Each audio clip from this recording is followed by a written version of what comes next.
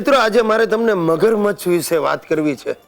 મૂળજી મગરમચ્છ મારો બોસ, બધા ખાનગીમાં એને મગરમચ્છ કહીને જ બોલાવે છે.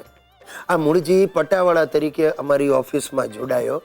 ચાલુ નોકરીએ એસએસસીની પરીક્ષા આપી, ચોરી કરીને પાસ થઈ ગયો અને ચમચાગીરી કરવામાં હોશિયાર એટલે તરત ક્લાર્ક પણ બની ગયો. આખી ઓફિસની જાસૂસી કરીને બોસને કે બોસનો લાડકો થઈ ગયો ને બોસ એને પીએ બનાવી દીધો.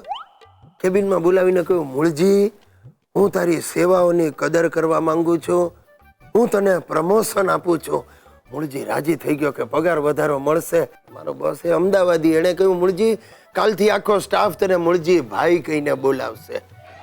જે હોય તે પણ આ મૂળજી બોસ બની ગયો મારા કમનસીબ એના હાથ નીચે હું જોડાયો. મૂળજી બોસની ચમચાગીરી કરે ને મારે મૂળજી ભાઈની ચમચાગીરી કરવાની. અરે તમે નહીં માનો, ગુલાબી કલરના પાટલુન ને વાદળી કલરના ખમીસ પહેરીને ઓફિસમાં આવીને મારે કહેવાનું, વાહ વાહ વાહ મૂળજી ભાઈ, પકડ લાગો છો. અને ચાલો ચા પીતી વખતે એવા તો સબડકા બોલાવે, પણ આપણે તો એની સામે સ્માઇલ જ આપવાનું.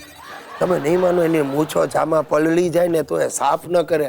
મને તો લાગે છે રોજ મૂછના 2-4 વાળ ચા સાથે પી જતો હશે આ મગરમચ્છ. અને પાછો મૂળજીએ વટુકમ બહાર પાડ્યો છે કે સવારે ઓફિસમાં દાખલ થાય એટલે આખા સ્ટાફે ઊભા થઈને કહેવાનું, ગુડ મોર્નિંગ મૂળજી ભાઈ. બધા એવા અકળાય છે, પણ મને જરાય વાંધો નથી આવતો. આપણે ગમ ખાઈ જવાની, હાય હા કરવાની, કારણ કે હું પરણેલો છું ને. હાય હા કરવાની તો મને રોજની પ્રેક્ટિસ.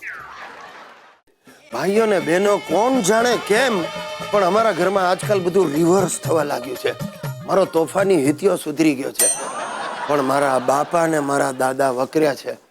આ બેઉ મોટી આઈટમો સોસાયટીના ચોગાનમાં તાંડવ કરે છે. મારા બાપાએ ને મારા દાદાએ પોતાના પ્રમુખ પદ હેઠળ લાફિંગ ક્લબ ચાલુ કરી છે. આખા એરિયાના બોખા બંધુઓ અને બોખી ભગીનીઓ વહેલી સવારે અમારા ઘર નીચે ભેગા થાય છે અને જોર જોરથી હસે છે. અરે આવા ભયાનક અવાજો સાંભળીને અડોશ પડોશના છોકરાઓ પથારી બગાડે છે. અરે ગિરિયા, અમારા લાફિંગ ક્લબ ના મેમ્બર્સ ને આજે આપણા તરફથી નાસ્તો છે, એટલે 5 કિલો ચવાણું અને 2 કિલો બરફી લઈ આવજે. અરે બાપા, પાચન શક્તિ નબળી પડી ગયેલા આવા બુઢાઓને તમારે 5 કિલો ચવાણું ને મીઠાઈ ખવડાવીને શું ડાયરિયા કરી નાખવો જ? અમારા બધા મેમ્બર્સો છે ને તને પણ પચાવી જાય ને એવા તંદુરસ્ત છે. હા, એ તો મને એમના હસવાના અવાજો પરથી જ લાગે છે.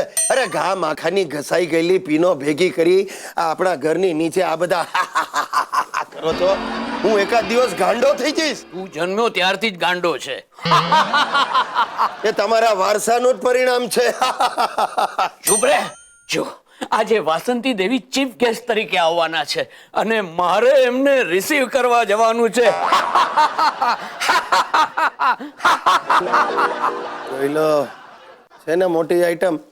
આ વાસંતી દેવીને રિસીવ કરવાના છે, એમાં બગલમાં પરફ્યુમ છાંટીને ઉપડ્યા. અરે રામ, ખરેખર મને લાગે છે ગયા જન્મે મેં ગાય બનીને આ માણસને સિંગડું માર્યો છે, એટલે જ આ જન્મે મારા બાપ બનીને અવતર્યો છે.